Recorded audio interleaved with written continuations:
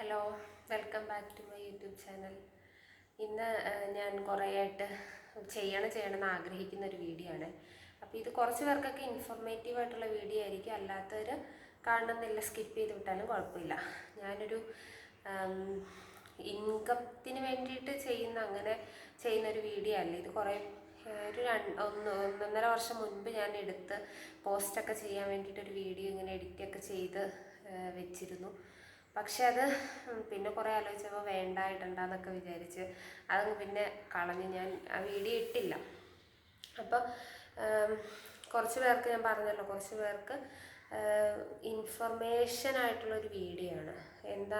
എന്താ ടോപ്പിക് എന്ന് വെച്ചാൽ ഒത്തിരി വലിച്ചു നീട്ടാതെ ഞാൻ പറയാം. മോളാർ പ്രഗ്നൻസി, അത് അപ്പം തന്നെ മനസ്സിലാവുമല്ലോ. സ്ത്രീകളായിട്ടുള്ളവർ ഉള്ളവർക്ക് വേണ്ടി അല്ല, ബാക്കിയുള്ളവർക്ക് ഇൻഫോർമേറ്റീവാണ്. കുറച്ച് പേര് ഞാനിങ്ങനെ ഇത് പറയാനുള്ള കാരണം എന്താണെന്ന് വെച്ചാൽ, ഞാൻ ആ ഒരു അവസ്ഥയിലൂടെ കടന്നുപോയ ആളാണ്. എനിക്ക് അതിൻ്റെ ഒരു വലിയ ആധികാരികമായിട്ട് അതിനെക്കുറിച്ച് സംസാരിക്കാൻ അറിയില്ലെങ്കിലും ആ ഒരു അവസ്ഥയിലൂടെ കടന്നു പോയിട്ടുള്ളവർ കുറേ പേരിങ്ങനെ ഒരു വീഡിയോയുടെ അടിയിൽ കമൻസ് ഇട്ടേക്കുന്നു, അവരുടെ വിഷമങ്ങളും അവർക്കുണ്ടായ പ്രശ്നങ്ങളൊക്കെ. അപ്പോൾ എനിക്കിങ്ങനെ ഉണ്ടായി, എനിക്ക് എൻ്റെ അവസ്ഥ ഇതായിരുന്നെന്നും പറഞ്ഞ് ആ ഒരു ടോപ്പിക്കിനെ കുറിച്ച് ഒരൊറ്റ വീഡിയോ പോലും യൂട്യൂബിലാട്ടെ എവിടെ ഞാൻ കണ്ടില്ല. അപ്പോൾ ഓരോരുത്തരെന്താ അവരുടെ ഇതിനെക്കുറിച്ചുള്ള ഡൗട്ടുകൾ വന്ന് ഒന്നോ രണ്ടോ മലയാളം യൂട്യൂബേഴ്സെ മലയാളത്തിൽ ആ ഒരു ടോപ്പിക്കിനെ കുറിച്ച് ഒന്നോ രണ്ടോ മൂന്നോ നാലോ പേരെ പറഞ്ഞിട്ടുള്ളൂ. അപ്പോൾ ഞാൻ വിചാരിച്ചു, ഞാൻ നേരിട്ടൊരു അനുഭവമാണല്ലോ, അപ്പോൾ അത് പറയാം എന്ന് വിചാരിച്ചു. പറയാനുണ്ടായ സാഹചര്യം എന്താണെന്ന് വെച്ചാൽ, ഞാനിങ്ങനെ എനിക്കിങ്ങനൊരു ഇതുണ്ടായി.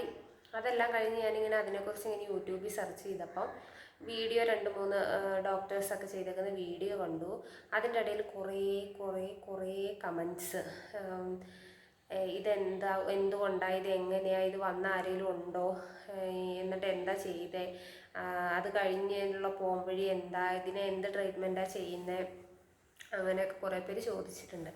അപ്പോൾ അതിനടിയിൽ തന്നെ കുറേ കമൻസിന് റിപ്ലൈ ആയിട്ട് ഉള്ളവരൊക്കെ തിരിച്ച് റിപ്ലൈ ചെയ്തിട്ടുണ്ട്. അറിയില്ലാത്തവർ ഇങ്ങനൊരു ഇതുണ്ടെന്ന് അറിയില്ല എന്ന് പറഞ്ഞുകൊണ്ടൊക്കെ യൂട്യൂബിൽ വീഡിയോ ഇട്ടിട്ടുണ്ട്, അല്ല കമൻറ്റ് ഇട്ടിട്ടുണ്ട് അവരുടെ വീഡിയോയ്ക്കൊക്കെ.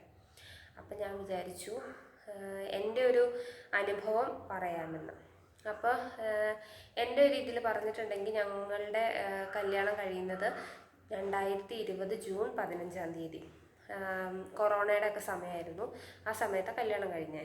എന്നിട്ട് ഞാനൊരു 2021 മാർച്ച് ഏപ്രിലൊക്കെ ഞാൻ തോന്നുന്നു, കറക്റ്റായിട്ട് ഞാൻ ഓർക്കുന്നില്ല. അപ്പോൾ എൻ്റെ പീരിയഡ്സ് തെറ്റി ടെസ്റ്റ് ചെയ്തപ്പോൾ പോസിറ്റീവാണ്. അപ്പോൾ ഭയങ്കര സന്തോഷമായിരുന്നു.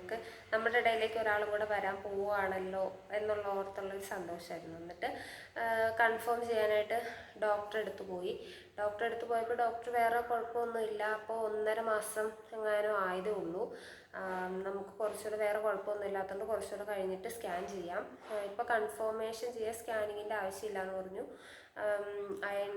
ഫോളിക് ആസിഡൊക്കെ തന്ന് വീട്ടിൽ പറഞ്ഞു വിട്ടു. വീട്ടിൽ ചെന്ന് ഫോളിക് ആസിഡ് കഴിക്കാൻ തുടങ്ങിയത് മുതൽ അമിതമായിട്ടുള്ള വോമിറ്റിങ്. അപ്പോൾ നമ്മളോർത്ത് ഈ പ്രഗ്നൻസിയിൽ ഇത് ഉണ്ടാവുന്നതാണല്ലോ വോമിറ്റിംഗ് ഒക്കെ, അപ്പോൾ അതായിരിക്കും ഓർത്തു. പക്ഷേ അങ്ങനൊരു വോമിറ്റിംഗ് അല്ലായിരുന്നു, ഭയങ്കരമായിട്ടുള്ള, ഒന്ന് വെള്ളം പോലും കുടിക്കാൻ വയ്യാത്ത രീതിയിലുള്ള വോമിറ്റിങ്. അങ്ങനെ ഞാനങ്ങനെ അതിൻ്റെ ഒരു ഭാഗത്തൂടെ വിട്ടു. അപ്പോൾ വീട്ടിൽ നിന്ന് എല്ലാവരും പറഞ്ഞു നമുക്ക് ഹോസ്പിറ്റലിൽ പോകാം, ഭയങ്കരമായിട്ട് ക്ഷീണിക്കും. അപ്പോൾ ഞാൻ പറഞ്ഞു ഇല്ല, കുഴപ്പമില്ല, 3 മാസം കഴിയുമ്പോൾ ചെന്നാൽ മതി എന്ന് പറഞ്ഞു. അങ്ങനെയൊക്കെ ഒരു വിധത്തിൽ വോമിറ്റിങ്ങും ക്ഷീണമൊക്കെ ആയിട്ട് 3 മാസം കഴിഞ്ഞ് 3-ാമത്തെ മാസം ഞങ്ങൾ ഡോക്ടറെ അടുത്ത് പോയി. ഗവൺമെൻറ് ഹോസ്പിറ്റലായിരുന്നു കേട്ടോ.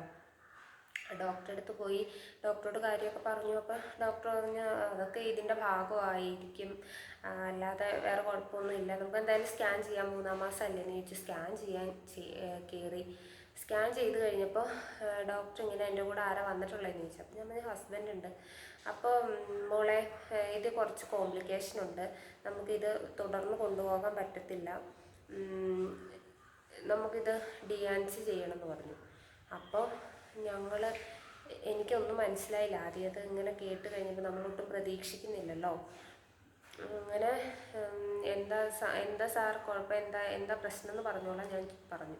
അന്നേരം സാറ് പറഞ്ഞു, ഇത് മോളാർ പ്രഗ്നൻസി അഥവാ മുന്തിരിക്കുല എന്ന് പറയും, അങ്ങനെ ഒരു അവസ്ഥയാണ്. ഇത് തുടർന്ന് മുൻപോട്ട് കൊണ്ടുപോകാൻ പറ്റില്ല. അപ്പോൾ നമുക്ക് വേറൊന്നും നമുക്ക് ഒരു ഓപ്ഷൻ ഇല്ല. ഇത് നിങ്ങളുടെ ഇഷ്ടമാണോ അല്ലെ നിങ്ങൾക്ക് കൊണ്ടുപോകാൻ താല്പര്യം, അങ്ങനെ ഒന്നും ഇല്ല. ഇത് മുൻപോട്ട് കൊണ്ടുപോകാൻ പറ്റില്ലെന്ന് പറഞ്ഞു. ഹസ്ബൻഡിനെ വിളിച്ചു കാര്യങ്ങളൊക്കെ പറഞ്ഞു. അപ്പം നമുക്ക് മുൻപോട്ട് കൊണ്ടുപോകാൻ പറ്റില്ലാത്തത് നമ്മൾ അങ്ങനെ പ്രതീക്ഷിച്ചിട്ട് കാര്യമില്ലല്ലോ. ഞാൻ കുറേ കരഞ്ഞു.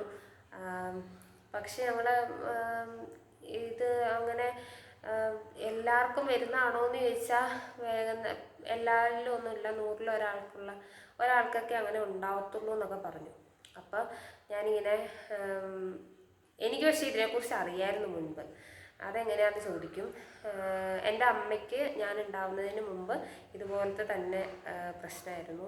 മോളാർ പ്രഗ്നൻസി ആയിട്ട് അമ്മയ്ക്ക് ഒരു DNC ഒക്കെ കഴിഞ്ഞ് കഴിഞ്ഞാണ് ഞാൻ ഉണ്ടാവുന്നത്. അപ്പം അമ്മ കല്യാണത്തിന് മുൻപേ ഞങ്ങളോട് ഇങ്ങനെ പറഞ്ഞിട്ടുണ്ട്, ഞാൻ കുറേ വേദന തിന്നു, അന്നത്തെ കാലത്ത് അത് DNC ചെയ്യാൻ അനസ്തേഷ്യ കാര്യങ്ങളൊന്നുമില്ല. അപ്പോൾ അമ്മ ഇങ്ങനെ അനുഭവങ്ങളൊക്കെ പറഞ്ഞിട്ടുള്ളതുകൊണ്ട് ഞങ്ങൾക്ക് ഏകദേശം അതിനെക്കുറിച്ച് അറിയാം. പക്ഷെ എനിക്ക് വരുമെന്ന് ഞാൻ തീരെ പ്രതീക്ഷിച്ചില്ല. നമ്മളിങ്ങനെ പോസിറ്റീവാണ്, എല്ലാം സന്തോഷമായിട്ട് ഇരിക്കുകയല്ലേ. അപ്പോൾ സ്കാൻ ചെയ്തപ്പോഴാണ് ഇത് അറിയുന്നത്. അപ്പം തന്നെ ഞാൻ അമ്മേനെ വിളിച്ച് ഭയങ്കരമായിട്ട് കരഞ്ഞു. അപ്പം അമ്മയും തിരിച്ച് ഭയങ്കര കരച്ചിൽ. അമ്മയ്ക്ക് വിഷമം എന്താണെന്ന് വെച്ചാൽ അമ്മ തിന്ന പോലത്തെ വേദന ഞാനും അനുഭവിക്കേണ്ടി വരുമല്ലോ എന്നുള്ള ഓർത്തുള്ള വിഷമവും ടെൻഷനും ഒക്കെ ആയിരുന്നു. പക്ഷേ ഡോക്ടർ അത് കഴിഞ്ഞ് എൻ്റെ അടുത്ത് കുറേ ബ്ലഡ് ടെസ്റ്റുകളെല്ലാം ചെയ്തിട്ട് പറഞ്ഞു, ഇതെല്ലാം ചെയ്ത് റിസൾട്ടുമായിട്ട് 2 ദിവസം കഴിയുമ്പോൾ വായോ, നമുക്ക് വേഗം തന്നെ 2 ദിവസം നല്ല